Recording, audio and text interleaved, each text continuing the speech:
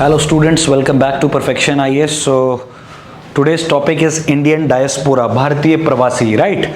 So I've already told you that we have started a new series. Earlier we were doing the bilateral groupings and the other major international institutions. Now we have come up with the new series in which we'll talk about the other different international themes or conflicts or major emerging topics which are the part of your UPSC syllabus or BPSC syllabus, right? So we'll start with Indian diaspora. ठीक है, तो इसका कितना importance है आप समझ सकते हैं. प्रधानमंत्री अभी जब 2014 के बाद जब when prime minister Narendra Modi became the prime minister, इससे पहले भी नेहरू के टाइम से जो है इंडियन डायस्पोरा के ऊपर काम हो रहा है. लेकिन आपको मालूम होगा कि after Narendra Modi when become the prime minister, उसके बाद कितना ज़्यादा जो है इंडियन डायस्पोरा के ऊपर जो है ध्यान दिया गया. लुक ईस्ट पॉलिसी से एक्ट ईस्ट पॉलिसी, ठीक है, कितना ज़्यादा मेजर रिफॉर्म्स हुए हैं हमारी फॉरेन पॉलिसी के अंदर. तो इंडियन डायस्पोरा का क्या इंपॉर्टेंस है, what do you mean by Indian diaspora, कौन कौन इंडियन डायस्पोरा में आता है, ठीक है, वो सारा आज हम इस चीज में क्लास में पढ़ेंगे. ठीक है, स्टार्ट करते हैं डेफिनेशन से. तो the term diaspora traces its root to the Greek diasporio, which means dispersion. Indian diaspora has grown manifold since the first batch of Indians were taken to the countries in the Eastern Pacific and the Caribbean islands under the Grimithia arrangement of indentured laborers. भारतीय प्रवासी आज से नहीं, मतलब ये जब Britishers के time से जब इनको एज ए प्लांटेशन लेबर्स लेके गए हैं कैरेबियन आइलैंड्स में या पैसिफिक जो ओशन के आसपास जो कंट्रीज हैं उनमें, ये जो वर्ड है डायस्पोरा ये ग्रीक वर्ड है. ठीक है, जिसका मतलब होता है डिस्पर्शन, मतलब एक जगह से दूसरी जगह जाना. ठीक है, फिर उसके बाद हम देखते हैं कि डायस्पोरा के अंदर कौन कौन सी कैटेगरीज होती हैं. ठीक है, स्टार्ट करते हैं नॉन रेजिडेंट इंडियन से. अच्छा, एक चीज बिफोर गोइंग इनटू डिटेल, भारतीय प्रवासी दिवस हम कब बनाते हैं? 9 जनवरी. ठीक है, 9 जनवरी को भारतीय प्रवासी दिवस क्यों बनाते हैं? क्योंकि इसी दिन महात्मा गांधी 9 जनवरी 1915, बेस्ट ऑफ माय नॉलेज शायद 1915 ही, 9 जनवरी 1915 को महात्मा गांधी साउथ अफ्रीका से वापस इंडिया आए थे. ठीक है, तो अराइवल डे, तो इसीलिए मिनिस्ट्री ऑफ एक्सटर्नल अफेयर्स ने 9 जनवरी को भारतीय प्रवासी दिवस जो है उसको घोषित कर दिया, डिक्लेयर कर दिया. राइट नाउ, अब डायस्पोरा के अंदर कौन कौन सी जो सेगमेंट्स आते हैं उसको हम एक एक करके देखेंगे. नॉन रेजिडेंट इंडियंस, एनआरआई, आपने हमेशा सुना होगा कि एनआरआई है या वो एनआरआई है. ठीक है, तो एनआरआई का क्या मतलब होता है? नॉन रेजिडेंट इंडियंस, जो इंडिया में नहीं रह रहे हैं, कहीं और रह रहे हैं, बट दे आर इंडियंस. ठीक है, NRI are the Indians who are the residents of a foreign countries. A person is considered NRI. एक इंसान को, एक किसी भी मैन या वुमेन को NRI कब कंसिडर किया जाता है? She or he is not in India for 182 days or more during the financial year. ठीक है, मतलब पिछले 182 दिन से वो अगर इंडिया में नहीं है या पूरे एक फाइनेंशियल ईयर में नहीं है, ठीक है, तब उसको एनआरआई माना जाता है. फिर उसके बाद इफ ही और she is in India for less than 365 days during the 4 years presiding that year, less than 60 days in that year. कहने का मतलब वेदर इट इज ही और शी, अगर वो 365, इफ नॉट लेस देन 4 साल में अगर 365 दिन भी वो नहीं रहा है, ठीक है, और less than 60 days in that particular year, तब भी उसको एनआरआई कंसिडर किया जाएगा. एक तो कैटेगरी हो गई एनआरआई. फिर दूसरी कैटेगरी होती है persons of Indian origin, who are the PIOs. ये आपने देखा होगा एनआरआई पीओ, ये लक्ष्मीकांत, आप डिटेल से इसको पढ़ सकते हैं. लक्ष्मीकांत में जो सिटीजनशिप वाला चैप्टर है उसमें आप इसको और भी अच्छे से जाके डिटेल में पढ़ सकते हैं कि कौन कौन एनआरआई और क्या क्या उनकी कैटेगरीज है. यहाँ तो आपको जो है बेसिक डिटेल दी गई है. ठीक है, फिर उसके बाद persons of Indian origin, PIO refers to the foreign citizen except a national of Pakistan. मतलब जो पाकिस्तान, अफगानिस्तान, बांग्लादेश, चाइना, ईरान, भूटान, श्रीलंका, नेपाल, 1 2 3 4 5 6 7 8, इन 8 कंट्रीज के अलावा जो भी इंडियन होगा उसको पर्सन्स ऑफ इंडियन ओरिजिन बोला जाएगा. ठीक है, at any time held in the Indian passport और either of their parents, grandparents, great grandparents was born permanently resided in India as defined at the Government of India Act 1935, who is a spouse of a citizen of PIO। कहने का मतलब है इन 8 countries के अलावा कोई भी ऐसा व्यक्ति जिसके बाप दादा या कोई ऐसा रिश्तेदार या उसकी वाइफ कभी जिसके पास इंडियन पासपोर्ट रहा हो, तब उसको भी पर्सन ऑफ इंडियन ओरिजिन माना जाएगा। ठीक है, फिर उसके बाद हम देखते हैं PIO category was abolished in 2015 merged with OCI category. 2015 के अंदर जो पर्सन्स ऑफ इंडिया ओरिजिन है इस कैटेगरी को ही खत्म कर दिया, उसकी जगह क्या लेके आ गए, ओवरसीज सिटीजन ऑफ इंडिया। ठीक है, ओवरसीज सिटीजन ऑफ इंडिया। अब ओवरसीज सिटीजन ऑफ इंडिया क्या है, ए separate category of OCI was carved out in 2005। 2005 में एक अलग एनआरआई और पीआईओ से अलग एक कैटेगरी को कार्व आउट किया and OCI card was given to a foreign national. एक ओसीआई कार्ड है, किसको दिया जाता था, जो है कि फॉरेन नेशनल। फॉरेन नेशनल का क्या मतलब हो गया, फॉरेन नेशनल का मतलब इंडिया से बाहर रह रहा है, एनआरआई भी इंडिया से बाहर रह रहा है। ठीक है, बट एनआरआई तो बीच बीच में आते रहते हैं। दूसरी चीज, एनआरआई के जो बाकी फैमिली वाले हैं may be they are living in India, but the person who is PIO जो whose origin is in India, मतलब या तो उसके ग्रैंड पेरेंट्स या वो या उसकी स्पाउस उनके पास कभी ना कभी इंडिया का जो है पासपोर्ट होना चाहिए। That is the major difference between this NRI and PIO. Now what is overseas citizen of India who was eligible to be citizen of India on 26 January 1950 and was a citizen of India or any time after 26 January 1950 or belong to a territory that became part of India after 15 August 1947। कहने का मतलब है सभी वो व्यक्ति eligible हैं overseas citizen of India के लिए जो कि सिटीजन थे 26 जनवरी 1950 के दिन या फिर कभी भी 26 जनवरी 1950 के बाद, या कोई भी ऐसी टेरिटरी जिसको 15 अगस्त 1947 के बाद भारत ने लिया है, और अगर वो उस टेरिटरी के सिटीजन हैं तो they are known as overseas citizen of India.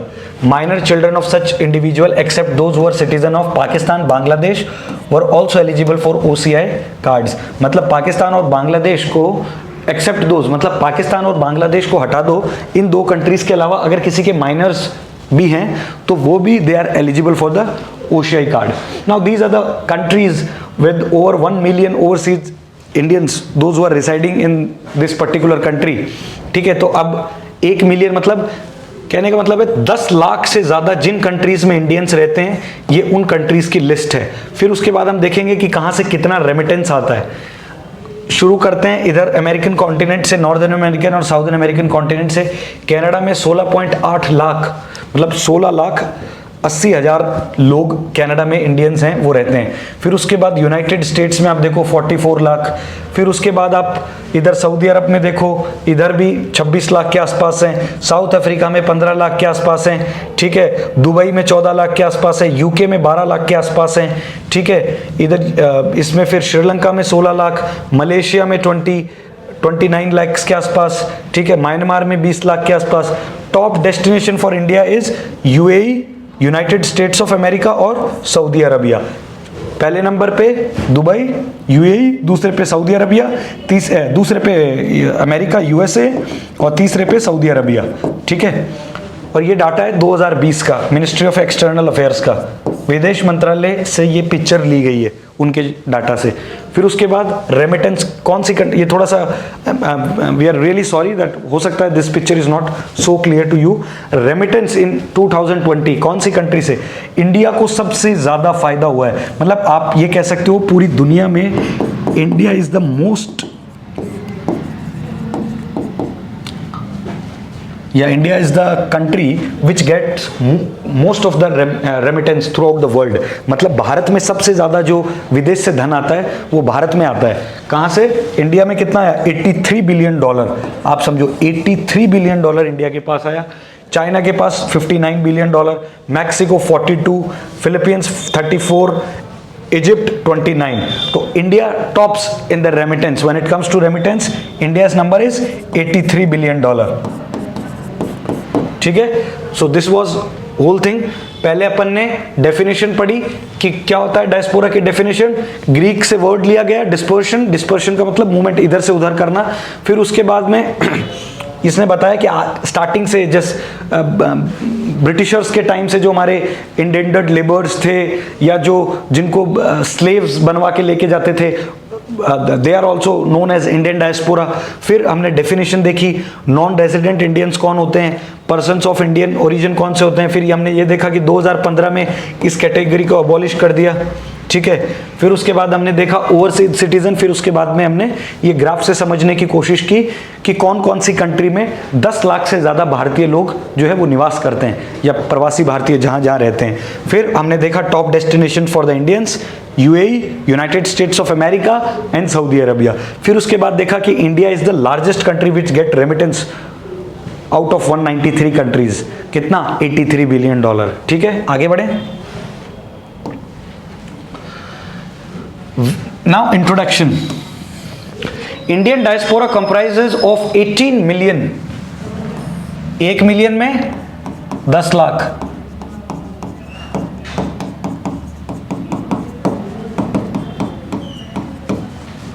Of Indian origin and 13 million non-resident Indians. मतलब Indian diaspora comprises of 18 million persons of Indian origin and 13 million non-residents, मतलब 13 मिलियन NRIs है, making it the largest overseas community globally. The profile and geographical distribution of the Indian diaspora presents a great opportunity to promote country's soft power and cultural diplomacy abroad. This is the recommendation of the parliamentary panel to the government, suggesting that potential of the diaspora community should be harnessed to serve as an effective tool to furthering India's interest and influence globally. कहने का मतलब है अब जो है government की एक policy बन गई है, मिनिस्ट्री ऑफ एक्सटर्नल अफेयर्स में एक पर्टिकुलर एक डिवीजन बना है कि कैसे हम इंडिया के डायस्पोरा के थ्रू सॉफ्ट डिप्लोमेसी कर सकते हैं। आज देखो इंडिया के लोग जो है दूसरे देशों में जाके राष्ट्रपति बन रहे हैं, वहाँ पे जाके बड़े बड़े बैंक्स के अंदर चेयरमैन बन रहे हैं, वहाँ बड़े बड़े डॉक्टर्स हैं, उनके अच्छे बिजनेस में हैं। अभी आपने हाल ही में देखा कि यूएस की जो वाइस प्रेसिडेंट हैं, शी हेल्स फ्रॉम इंडिया, ठीक है। फिर उससे पहले हमने देखा कि यूएस व्हाइट हाउस में कितने लोग हैं जो इंडियन ओरिजिन के हैं, they are working with the president. UK में आप देखिए अभी जो यूके के प्राइम मिनिस्टर साहब हैं ऋषि सुनक। कनाडा में आप देखिए वहाँ पे हमारी पंजाबी कम्युनिटी है जो they are elected as member of parliament. In fact Canada में तो इंग्लिश के बाद में सेकंड लैंग्वेज है पंजाबी। तो कहने का मतलब है सॉफ्ट डिप्लोमेसी, क्योंकि देखो ट्रैक 1 डिप्लोमेसी मैंने आपको बताया, diplomat to diplomat, government to government. ये जो सॉफ्ट डिप्लोमेसी है this is known as track 2 diplomacy. ये इंडिया के जो इंटरेस्ट है उसको स्ट्रेंथन करती है वर्ल्ड अफेयर्स के अंदर। Got my point? So this is really diasporas nowadays they are playing really very important part. पहले क्या होता था, कहीं डिप्लोमेसी करनी होती थी तो इंटरनेशनल ऑर्गेनाइजेशंस में लोग जुड़ते थे। आज आप देखते हो प्राइम मिनिस्टर की जब भी विजिट होती है तब प्राइम मिनिस्टर जैसे ही एयरपोर्ट से निकलते हैं तो हमेशा जो है अभिनंदन करते हैं जो भारत के लोग होते हैं, या शाम को जब उन देश में जहां भी जाते हैं उस देश के राष्ट्रपति या प्रधानमंत्री से मिलने के बाद एक कॉन्फ्रेंस टाइप की या एक कम्युनिटी हॉल में एक प्रोग्राम होता है जहां इंडियंस को बुलाया जाता है और इंडिया की उपलब्धियों के बारे में बताया जाता है और उनको मोटिवेट किया जाता है कि आपका कितना इंपॉर्टेंट रोल है इंडिया को जो है वर्ल्ड पावर बनाने में। तो ये इस तरह का एक सॉफ्ट डिप्लोमेसी है पूरी दुनिया भर में ये चीज को रिप्रेजेंट करने के लिए दैट ये इंडिया के इंटरेस्ट को सर्व करते हैं ग्लोबली। Got my point? फिर उसके बाद हम देखेंगे that a report presented in the parliament in August last year, the committee said there is a need to prepare a clear and comprehensive policy framework। मतलब एक क्लियर और एक comprehensive policy बनानी पड़ेगी ताकि हम इंगेज कर सकते हैं proactively Indians with living abroad. मतलब जो इंडियंस बाहर रह रहे हैं उनको और अच्छे तरीके से इंगेज किया जा सके गवर्नमेंट ऑफ द डे से, ठीक है, या इंडियन गवर्नमेंट से, ठीक है। पहले क्या होता था, लोग इंडियन एम्बेसीज में नहीं जाते थे या लोगों को उम्मीद नहीं होती थी एम्बेसीज से, ठीक है। आम लोगों को पता ही नहीं होता था एम्बेसी का क्या काम है। लेकिन जैसे जैसे दुनिया आगे बढ़ रही है आज इंडियन एम्बेसी का इतना ज़्यादा रोल है, कल्चरल एंड जो एक पर्टिकुलर आईसीसीआर डिवीजन बना है, मतलब आज एम्बेसीज का इतना ज़्यादा रोल हो गया है फॉरेन कंट्रीज़ में। ये जो कल्चरल रिलेशंस हैं मैं आपको बता रहा हूँ, जैसे यूके के अंदर योगा करवाती है हमारी इंडियन एम्बेसी, जर्मनी के अंदर होली सेलिब्रेशन होता है, तो उन सब प्रोग्राम्स को, बड़े बड़े प्रोग्राम्स को होस्ट करती हैं एम्बेसीज। इससे क्या होता है, जो बाहर के इंडियंस रह रहे हैं उनको ऐसा लगता है कि हमारा कोई आदमी यहाँ पे है, those who are protecting our rights. तो एम्बेसडर क्या होता है, उस देश में इंडियंस का मुखिया है वो, जो कि उनकी इंटरेस्ट की बात करेगा उस देश के राष्ट्रपति या प्रधानमंत्री या उनकी पर्टिकुलर पार्लियामेंट के सामने। वो उनका जो फंडामेंटल राइट्स है उनका संरक्षण करता है वहां पे उस देश में। तो आप समझ सकते हैं कि कितना ज्यादा रोल है। तो इसीलिए गवर्नमेंट भी अब इस चीज पे फोकस कर रही है कि हमारी एक डायस्पोरा को लेके एक पर्टिकुलर कॉम्प्रिहेंसिव पॉलिसी जरूर होनी चाहिए भारत सरकार की। The government has now filed it's action, taken notes on the recommendation made it's standing committee report titled welfare of the Indian diaspora policy scheme. Out of 55 recommendation made the government had accepted. मतलब इस एक standing committee जिसने 55 recommendations दी थी, उन 55 में से 43 recommendation को government ने मान लिया। And there are 8 recommendation on which committee has asserted reiteration. मतलब 8 ऐसी रिकमेंडेशन है जो कि कमेटी ने अभी तक मानने से इनकार किया, या मतलब they are resisting to accept those demands. Got my point.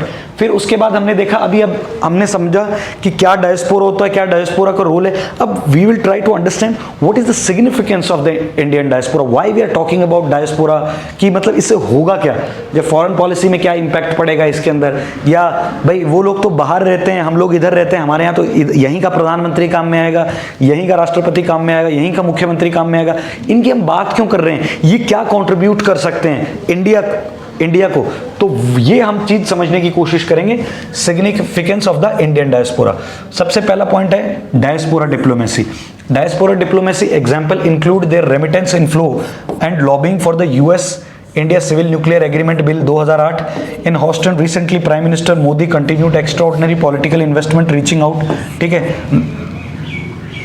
House day Modi हुआ था प्रोग्राम यूएस के अंदर। फिर उसके बाद 2008 के अंदर जो इंडियन डायस्पोरा की मदद से ही जो है सिविल न्यूक्लियर डील हुई थी।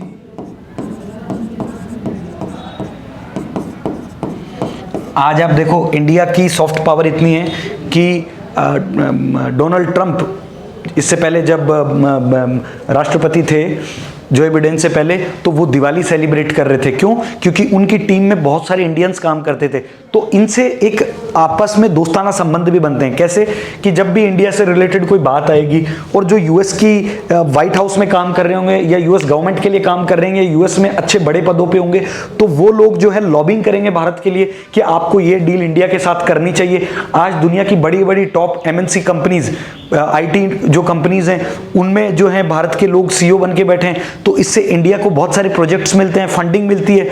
ठीक है, so this is how they are lobbying for us. ठीक है, जैसे एक वक्त में कहा जाता था कि अमेरिका में, आज भी अमेरिका में एक वक्त कहावत थी कि इजरायली जो एम्बेसी है वो पूरी दुनिया में, खास करके यूएस में सबसे ज्यादा पावरफुल है। यूएस के अंदर इजरायली जो लॉबिंग करते हैं, क्योंकि आप दुनिया के जितने भी बड़े बड़े सीईओज देखोगे या दुनिया के बड़े बड़े जो को फाउंडर्स हैं कंपनीज के, whether it is Bill Gates, whether it is Mark Zuckerberg, they all are Jews, है ना। तो इजराइल के लोगों की जो लॉबिंग है यूएस में वो सबसे ज्यादा है, और उसके बाद अगर किसी का इंपैक्ट है तो दैट इज इंडियंस। ठीक है, फिर उसके बाद आप देखते हो नासा का इसरो के साथ जो अच्छा मतलब कोलैबोरेशन है, तो हमारे जो साइंटिस्ट हैं वो नासा में जाके काम करते हैं, इंडियंस जाके नासा में काम कर रहे हैं। एक रिपोर्ट की माने तो 44% जो नासा में साइंटिस्ट हैं वो इंडियंस हैं, बाकी 60% उनके लोग या बाकी अदर कंट्रीज से। तो इससे होगा क्या, बाकी कंट्रीज के साथ कोलैबोरेशन करेंगे एज कंपेयर टू इसरो वाले जब बात करेंगे तो हमारे ही बंदे उधर हैं, तो कोलैबोरेशन अच्छा होगा, अच्छी डील्स होंगी और उससे डायरेक्टली इनडायरेक्टली फायदा इंडिया को होगा। ठीक है, फिर उसके बाद हमने देखा पूरी दुनिया के अंदर सबसे ज्यादा रेमिटेंस किसको आता है, इंडिया को। कितना? 83 बिलियन 2020 का डाटा था वो, अभी 2-3 बिलियन और मान लो 86 तक हो गया होगा। और भारत के सबसे ज्यादा लोग कहाँ रहते हैं, यूएई, दूसरे यूएसए, तीसरे सऊदी अरबिया। ठीक है, फिर उसके बाद यूरोपियन कंट्रीज और बाकी मिडिल ईस्ट कंट्रीज। ठीक है, तो इसका इंपैक्ट क्या पड़ता है रेमिटेंस का। आपको याद होगा जब मैंने पिछली क्लास में भी बताया था, जब हमने पोखरण टेस्ट 2 किया था तो उसके बाद में पूरी दुनिया ने जो है भारत के ऊपर इकोनॉमिक सैंक्शंस लगा दिए थे। तो उसके बाद हमारे प्रधानमंत्री ने बड़ी एक, जो उस वक्त के प्रधानमंत्री थे, तत्कालीन प्रधानमंत्री अटल बिहारी वाजपेयी, उन्होंने एक चिट्ठी लिखी थी भारत के जो लोग, प्रवासी जो लोग थे जो बाहर रहते थे, कि भारत पे इकोनॉमिक सैंक्शन लगा, आप मदद करें। पूरी दुनिया में सबसे ज़्यादा रेमिटेंस आया था उस वक्त इंडिया के पास। लोगों ने अपनी सैलरीज जो थी वो इंडियन गवर्नमेंट को डोनेट कर दी थी, ठीक है। पूरा दुनिया अचंभित हो गया था। उसके बाद से यूएस ने और रशिया ने वापस वो प्रतिबंध हटाए, तो उनको पता चला कि इंडियंस की कितनी पावर है अब्रॉड में। तो डायस्पोरा के साथ आप अच्छा कनेक्ट करोगे तो वो अच्छा पैसा भेजेंगे, तो रेमिटेंस में आपको हेल्प मिलेगी। फिर US was the largest source contributing more than 20% of the $87 billion. तो मतलब मैंने आपको बताया था ना, अभी $87 बिलियन के आसपास हो गया है, ठीक है। मतलब वो जो डाटा था वो 2020 का था, अभी तक $87 बिलियन है। तो इस $87 का 20% जो है वो अकेला यूएस से आता है, and that received in 2021. In fact, 13% of the global remittance are made by Indians. About 3.2% of India's GDP's remittance growth from India and living abroad. मतलब इंडिया की जीडीपी जितनी है, जीडीपी कितनी है, $2.8 ट्रिलियन। इस $3 ट्रिलियन या 2.8 ट्रिलियन का लगभग 3.2% रेमिटेंस से आता है, जो Indians those who are living abroad, ठीक है। फिर फ्रीडम स्ट्रगल में क्या रोल रहा, Mahatma Gandhi struggle to end the systematic prejudice against the Indian South Africa. कैसे साउथ अफ्रीका के उस रजिस्ट्रार कार्ड को फाड़ के फेंका। महात्मा गांधी महात्मा कब बने, जब उस जो काला कानून था अंग्रेजों का, साउथ अफ्रीका के उस national citizen of register card को जब फाड़ के फेंका, तब महात्मा गांधी उस वक्त लाइमलाइट में आए थे। And inspired the legends about the diaspora that have endured in, क्योंकि गांधी तो वहां वकील बन के गए थे, ठीक है, दादा भाई अब्दुल्ला के। फिर as the fight of independence get traction to home, it started to have an impact of Indian communities. देखा जाए तो सबसे बड़े एनआरआई तो गांधी जी थे, नेहरू जी थे, क्योंकि नेहरू जी भी बाहर ही पढ़ते थे, फिर इंडिया आए थे। तो कहने का ये मतलब है कि गांधी जी से बड़ा एनआरआई तो अभी तक कोई हुआ नहीं। इसीलिए 9 जनवरी को हमने एनआरआई डे गवर्नमेंट जो है वो सेलिब्रेट करती है। तो ये सारे फायदे हैं। फिर उसके बाद हम देखते हैं technological development and entrepreneurship. Thriving IT hubs in Bangalore, Gurugram, Hyderabad is a home to numerous Indian startups in additions to MNCs. इतनी MNCs कंपनीज जो हैं उनके साथ जो है बड़ी बड़ी कंपनीज जो हैं यूएस की या और दूसरी कंट्रीज की, उन्होंने यहाँ के ऑफिस खोले। क्यों ऑफिस खोले? क्योंकि इंडियन पीपल आर देयर हैं, तो और इंडिया में थोड़ा चीप लेबर भी है, तो रेदर देन किसी और कंट्री को प्रोजेक्ट्स दें, दे वांटेड टू गिव तो प्रोजेक्ट्स टू इंडिया। तो इसलिए हमारी टेक्नोलॉजी भी आप देखो 1990s के बाद जैसी एलपीजी रिफॉर्म आया, उसके बाद एकदम से बूम कर गई सर्विस सेक्टर। देखो दुनिया में क्या होता है, इकोनॉमी में प्राइमरी, सेकेंडरी, टर्शियरी, नंबर 1, 2, 3। हमारी इकोनॉमी ऐसी है जो प्राइमरी से सीधी टर्शियरी के ऊपर जंप की। अदरवाइज हमेशा क्या होता है, प्राइमरी से इकोनॉमी सेकेंडरी की तरफ जाती है, सेकेंडरी के बाद टर्शियरी। लेकिन इंडिया की इकोनॉमी जो है उसका जो मेजर पोर्शन है वो टर्शियरी इकोनॉमी से आता है, ठीक है, जिसको सर्विस सेक्टर कहते हैं।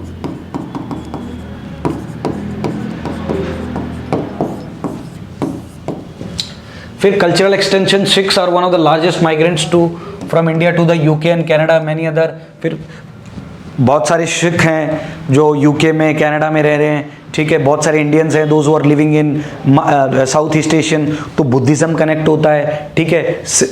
मैंने आपको बताया कनाडा के अंदर तो दूसरी लैंग्वेज ही है जो पंजाबी है, तो इससे कितना इम्पैक्ट पड़ता है। आज देखो इंग्लैंड में या कनाडा में भारत के लोग जो जाके हैं वो मेंबर ऑफ पार्लियामेंट है, लेकिन बाहर का कोई भी देश का कोई व्यक्ति ऐसा नहीं है इंडिया में जो आके यहाँ मेंबर ऑफ पार्लियामेंट बनाओ, ठीक है। तो आप इससे अंदाजा लगाओ।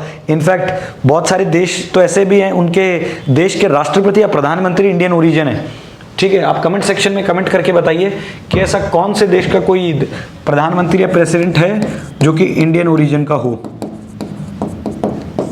अभी या फ्यूचर में, पहले कभी रहा हो, ठीक है। फिर उसके बाद देखते हैं agents of change, enhancing facilitating investment, hastening the industrial growth, ठीक है, लक्ष्मी निवास मित्तल, ठीक है, biggest example agents of change का।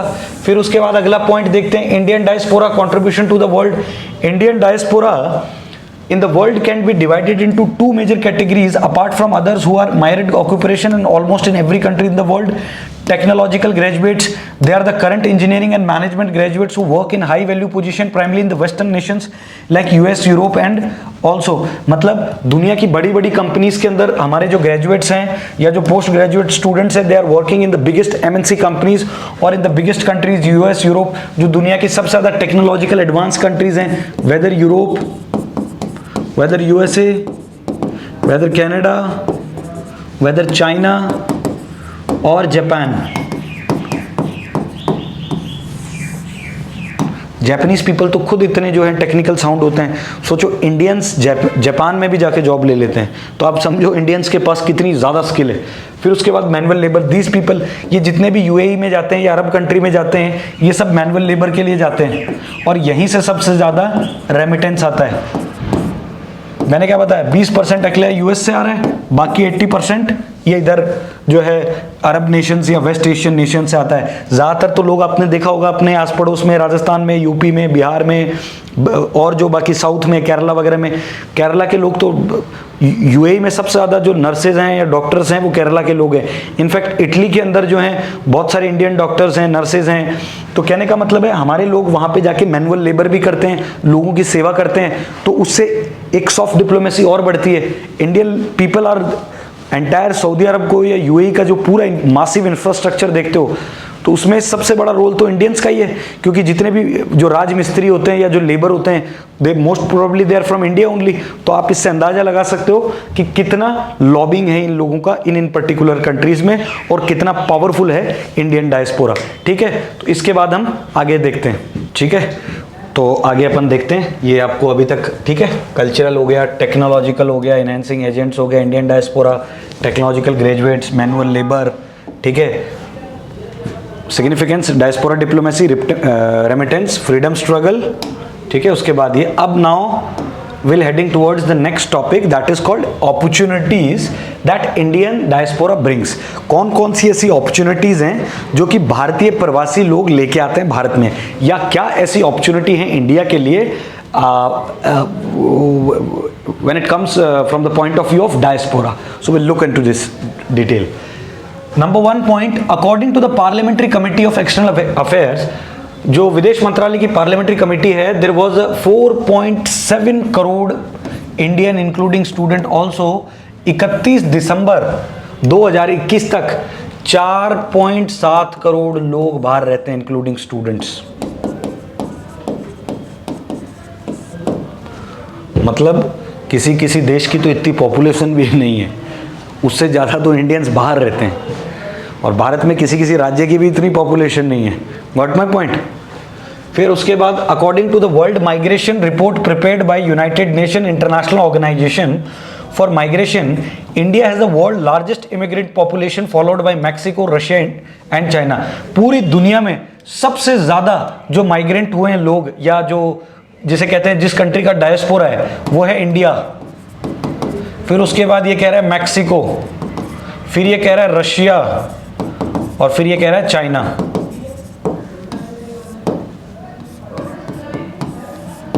ठीक है, और सबसे ज्यादा रेमिटेंस किसको मिलता है? इंडिया को. सबसे ज्यादा आता कहां से? US से, फिर UAE से, फिर बाकी अदर एक्सेट्रा कंट्रीज.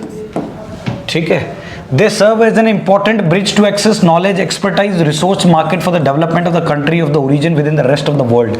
ये जो डायस्पोरा हैं, ये एक ब्रिज के जैसे काम करते हैं to connect between the two nations A, B. Suppose this is India, this is France. So this diaspora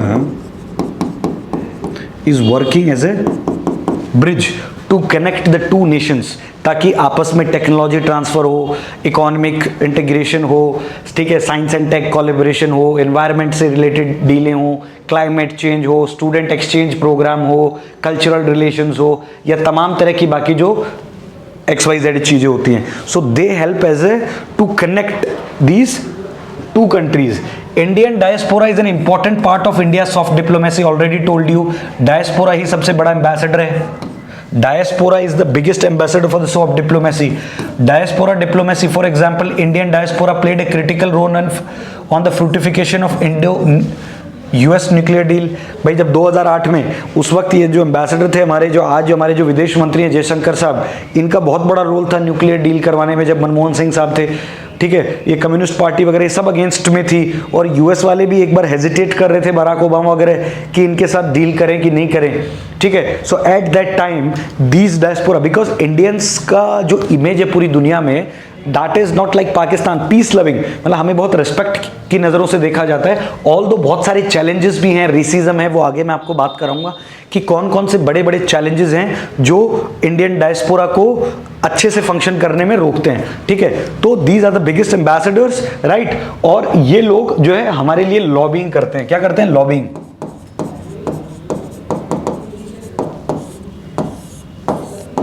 फिर they have also contributed to the growth and development of the country of the residents, जहां के ये हैं उस country को development या develop करने में हेल्प करते हैं। For example silicon valley represent the success of Indians.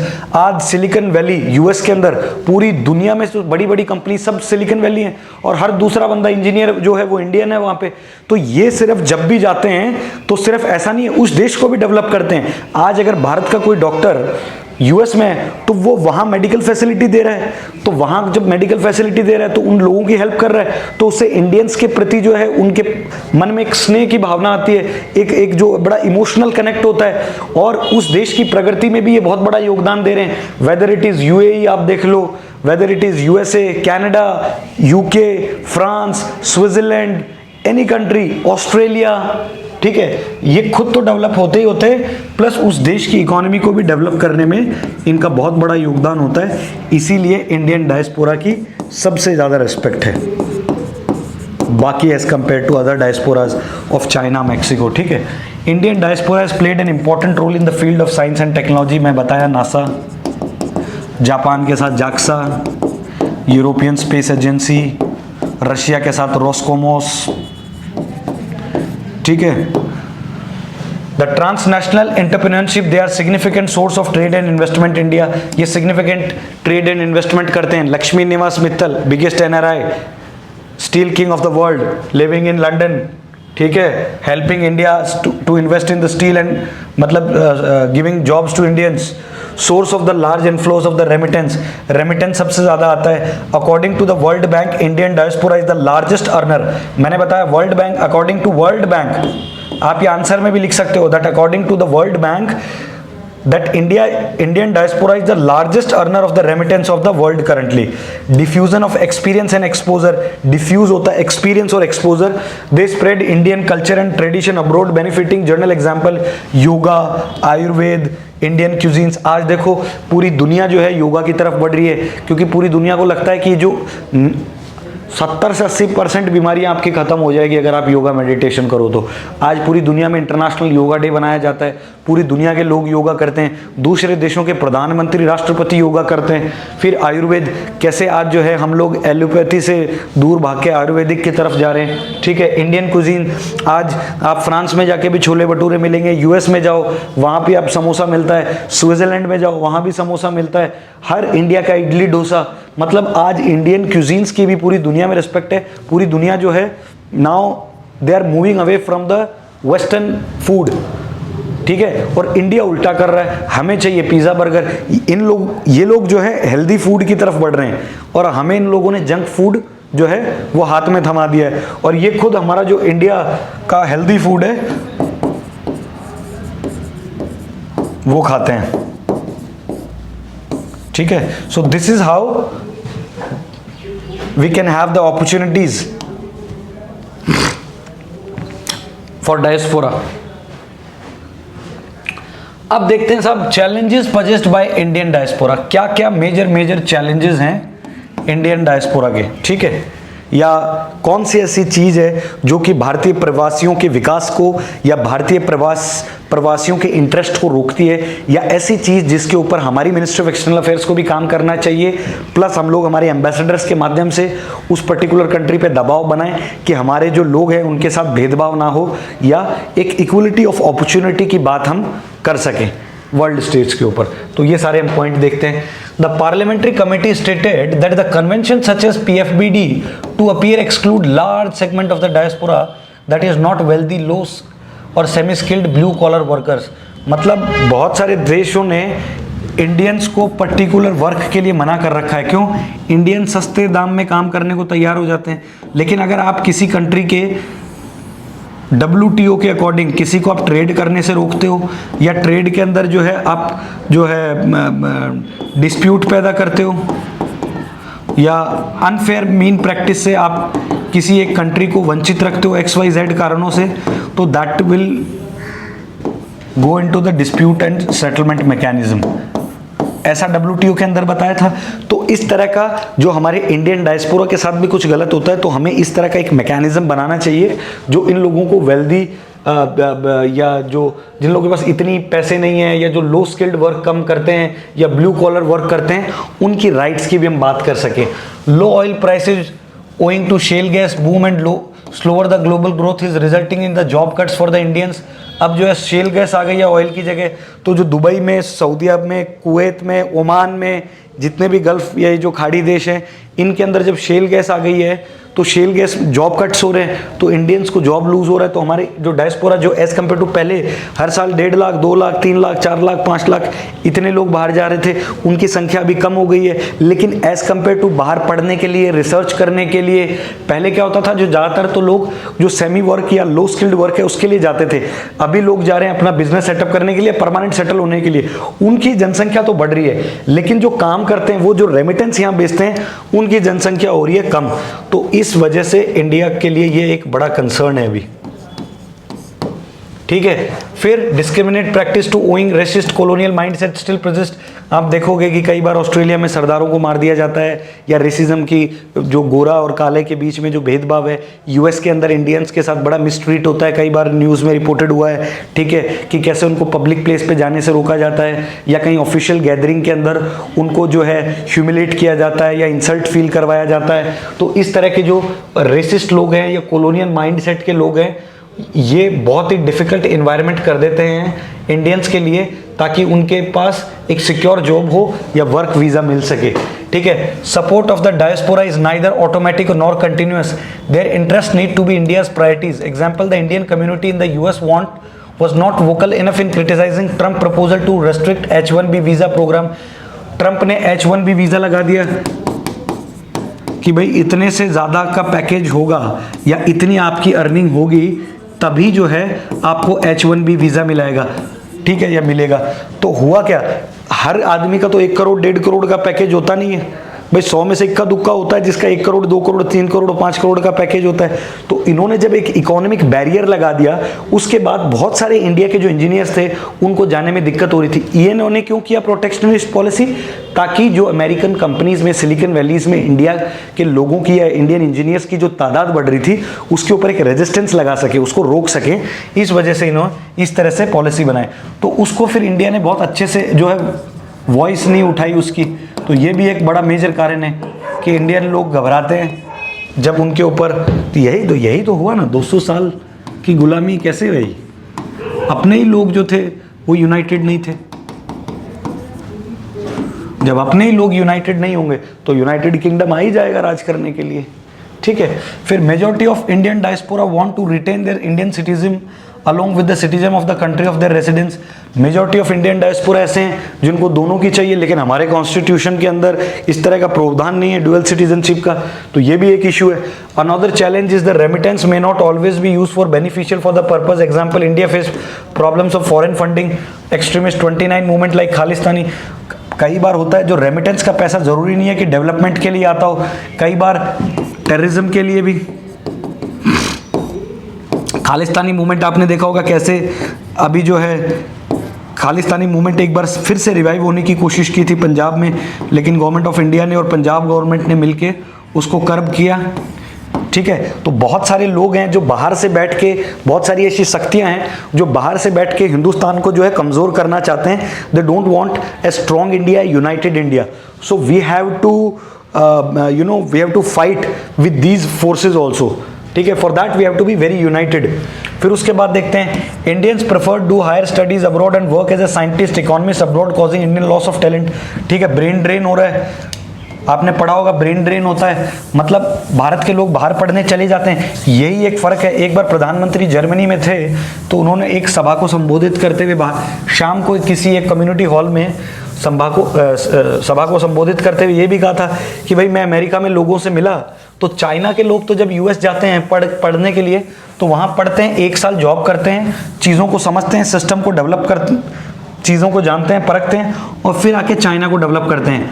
हमारे वाले क्या करते हैं, ये जाते हैं और फिर वहीं परमानेंट जो है वो सेटल हो जाते हैं। उसके मेजर कारण हो सकते हैं, हो सकता है उनको जो है उतनी सैलरी एक्सपेक्टेशंस नहीं मिले, वो लिविंग स्टैंडर्ड नहीं मिले। तो इन सब चीज़ों के ऊपर भी गवर्नमेंट ऑफ इंडिया को ध्यान देना है और ये एक बड़ा मेजर कंसर्न है। गॉट माई पॉइंट, कि वो वापस नहीं आते। फिर report suggested that emigrate system and minimum referral wages policy have been detrimental to India's companies now find it easier to hire labour from the countries like Bangladesh and Pakistan. अब हो क्या रहा है, बहुत सारी इस तरह की जो माइग्रेशन पॉलिसीज़ भी गवर्नमेंट ऑफ इंडिया ने इस तरह की बना दी हैं, या हमारे यहाँ लेबर्स में इतने ज़्यादा जो हैं लॉज वगैरह हैं, तो उससे भी इंडियंस को नुकसान हो रहा है। अब ज़्यादातर सस्ते लेबर्स मिल जाते हैं बांग्लादेश से, पाकिस्तान, क्योंकि भूखमरी कंट्री है पाकिस्तान वगैरह। तो इंडिया अगर 200 रुपये में काम करने को तैयार होता है तो ये लोग 100 रुपये में काम करने को तैयार हो जाते हैं। तो ऑब्वियसली कोई भी कंपनी है वो वहाँ इन्वेस्टमेंट करेगी जहाँ उसको जो है लगाना कम पड़े और प्रॉफिट ज़्यादा हो। तो ये भी एक बहुत बड़ा कारण है जो अभी जो है हमारे जो इंडियन डायस्पोरा है, जो प्रवासी भारतीय हैं, जिनको फेस करना पड़ रहा है। ठीक है, फिर उसके बाद अभी तक हमने क्या क्या किया, at last we will do way forward. ठीक है, कि आगे क्या करना चाहिए। ठीक है, तो एक क्विक रिवीजन अपन कर लेते हैं। अभी तक अपन ने डेफिनेशन पढ़ी, फिर हमने जाना कि एनआरआई क्या होता है, पर्सन ऑफ इंडियन ओरिजिन्स क्या क्या कौन कौन होते हैं। फिर 2015 में हमने देखा उनको हटा दिया। फिर हमने ओवरसीज सिटीजन ऑफ इंडिया को पढ़ने की कोशिश की और ये जानने की कोशिश की कि कौन होते हैं। फिर हमने अलग अलग कंट्रीज़ के बारे में आपको बताया कि कौन सी कंट्री में कितने लोग रह रहे हैं और कौन सी कंट्री से सबसे ज़्यादा रेमिटेंस आता है। ठीक है, फिर उसके बाद मैंने आपको बताया इंट्रोडक्शन में कि कैसे दुनिया भर में 18 मिलियन से ज़्यादा लोग बाहर रह रहे हैं और जिसमें से कि लगभग 13 लाख तो एनआरआईज, जो 13 मिलियन एनआरआईज रहते हैं, और कैसे गवर्नमेंट ऑफ इंडिया ने एक 55 रिकमेंडेशन, एक कमेटी बनाई जिसमें 55 रिकमेंडेशन दिए ताकि इंडियन डायस्पोरा के साथ जो हमारा संबंध है वो और अच्छा हो। उसमें से 43 मान ली, बाकी 8 नहीं मानी। फिर सिग्निफिकेंस क्या है डायस्पोरा का, फिर उसके बाद हमने ये सारी चीज़ें इंपॉर्टेंट देखी। फिर अभी हमने डिस्कस किया क्या क्या अपॉर्चुनिटीज़ हो सकती हैं इंडियन डायस्पोरा के लिए। फिर उसके बाद हमने चैलेंजेस देखे कि कौन से चैलेंजेस हैं दैट आर पोजेस्ड बाय और that are posed by the Indian diaspora in foreign country और foreign soil, right. At last we will see that what is the way forward for the topic Indian diaspora. This is very important topic, they can ask you, see when it comes for in the UPSC perspective.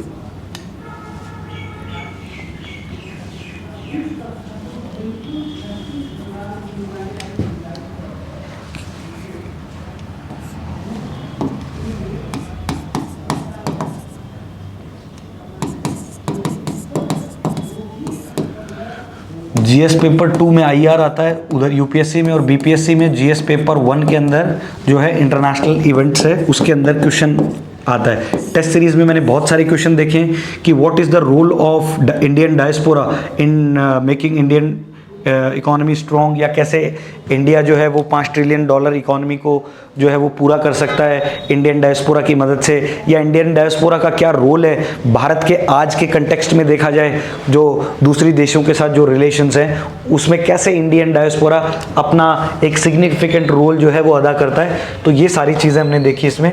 फिर उसके बाद at last we will do the way forward, the participation and the involvement of the PBD convention should be more broad based including vulnerable segment and the diaspora community.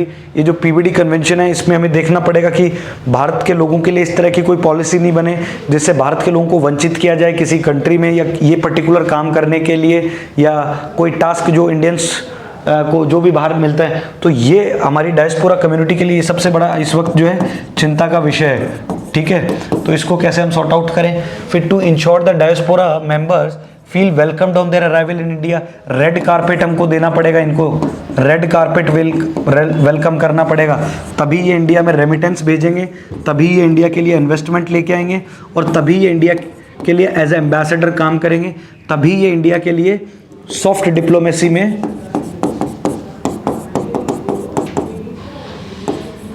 अपना significant role अदा करेंगे। ठीक है, फिर easy entry of foreign funds, हमको foreign से, जैसे China के लोगों ने क्या है, बहुत आसानी से चाइना ने 1990 के दशक से लेकर 2010-11 तक बहुत सारे फॉरेन फंडिंग को आने दिया, इसीलिए आज इतना डेवलप हो गया।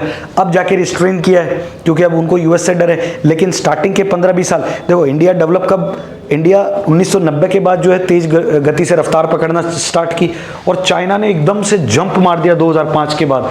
लगभग 90 से लेके 2005 के दशक में चाइना आगे था हिंदुस्तान से, नो डाउट, लेकिन इतना गैप नहीं था। आज तो 6 गुना इफेक्ट है डायरेक्टली जीडीपी के ऊपर, कहाँ 3 ट्रिलियन और कहाँ 18 ट्रिलियन डॉलर की इकोनॉमी, इंटू 6 हो गया।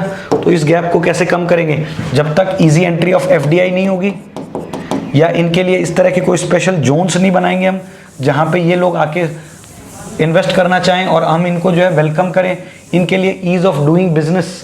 अब आपको एक मैं होमवर्क दे रहा हूँ कि आपको ये पता लगाना है, आज का आपका होमवर्क है कि ईज ऑफ डूइंग बिजनेस जो रिपोर्ट है वो कौन निकालता है। और पिछले बार 2022 के अंदर एक क्वेश्चन आया था कि ईज ऑफ डूइंग बिजनेस में क्या क्या पैरामीटर्स होते हैं।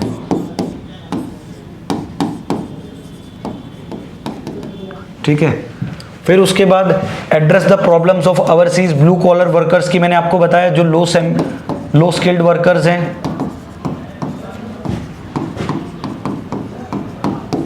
ठीक है, negotiating standard labour export agreement with the host countries, monitoring and supervision of our overseas, मतलब इनको जो ब्लू कॉलर वर्कर्स हैं जो बाहर के देशों में काम करते हैं, उनको हमें देखना पड़ेगा, उनकी हेल्प करनी पड़ेगी एम्बेसीज के साथ अटैच करके।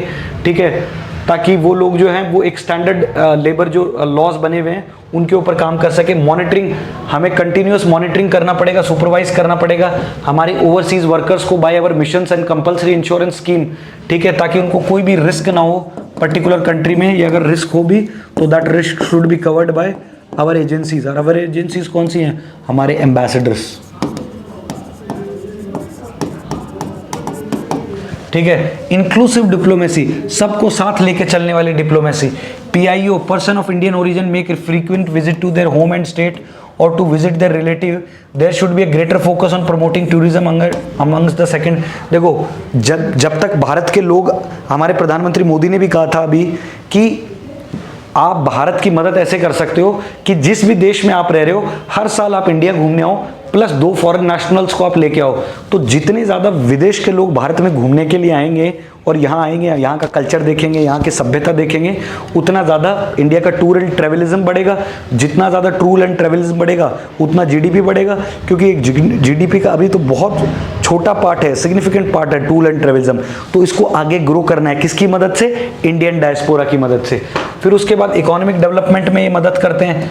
Diasporic professionals are working in senior postulates manufacturing industries helping promoting India as important destination outsourcing, क्योंकि इंडिया में काम सस्ता होता है, तो जो डायस्पोरा होते हैं वो सॉफ्ट डिप्लोमेसी के तरह जो काम दिलाएंगे बाहर का, वो इंडियंस को ही दिलाएंगे। अगर आप उनको रेड वेलकम करोगे, इंडिया में आने के बाद में रेड कारपेट पे उनका वेलकम करोगे, तो ऑब्वियसली कल को वो आपकी इंटरेस्ट की बात करेंगे सामने वाली फॉरेन कंट्री में, और आप इनके ऊपर जो है मल्टीपल वीज़ा एंट्रीज रोक लगाओगे, ज़्यादा कानून बताओगे, ये लोग जो हैं वो इंडिया में ना रेमिटेंस भेजेंगे, ना इंडिया के साथ एक सॉफ्ट रिलेशन रखेंगे, ना इंडिया के इंटरेस्ट की बात रखेंगे विदेश में जाके। तो ये बड़ा इंपॉर्टेंट है। Government should also consider setting up special economic zones, मैं आपको ऑलरेडी बता दिया, ताकि एनआरआईज जो हैं और पीआईओ जो है वो इन्वेस्टमेंट कर सकें। The government should consider issuing special infrastructure bonds for attracting, मतलब गवर्नमेंट को भी इस तरह के स्पेशल बॉन्ड्स निकालने चाहिए एनआरआई के लिए और जो पर्सन ऑफ इंडियन ओरिजिन्स है, ताकि वो अच्छे से जो है वो इन्वेस्ट कर सकें। जैसे इजरायली बॉन्ड है, वो बहुत ही जो है एक लिबरल बॉन्ड है। इजरायली लॉबी मैंने आपको बताया पूरी दुनिया में सबसे स्ट्रॉन्ग है। अमेरिका में जितने भी बड़े बड़े मार्क जकरबर्ग हो, बिल गेट्स हो, एलन मस्क हो, ये सब लोग ज्यूज़ हैं। ठीक है, तो इनका पूरी दुनिया में सिक्का चलता है। इसीलिए अमेरिका जो है वो इजराइल का बहुत अच्छा दोस्त है। क्यों? क्योंकि इजराइली लोगों ने बड़ा बड़ा जो है अमेरिका में इन्वेस्टमेंट कर रखा है, या अमेरिका में बड़े बड़े बिजनेस में। तो अगर कल को वो चले जाएंगे तो फिर उनके इंटरेस्ट की बात कौन करेगा? तो इसीलिए आपको इनको भी साथ रखना पड़ेगा। तो इनको साथ रखना पड़ेगा, तो आपको इनके लिए स्पेशल टाइप की जो है वो पॉलिसीज बनानी पड़ेगी। लास्ट है, the challenge before India lies in the way taps the wide spread diaspora financial and intellectual capital. मतलब कैसे इंडिया इस डायस्पोरा वाली प्रॉब्लम को डील करता है। इस प्रॉब्लम को डील करने के लिए आपको फाइनेंशियली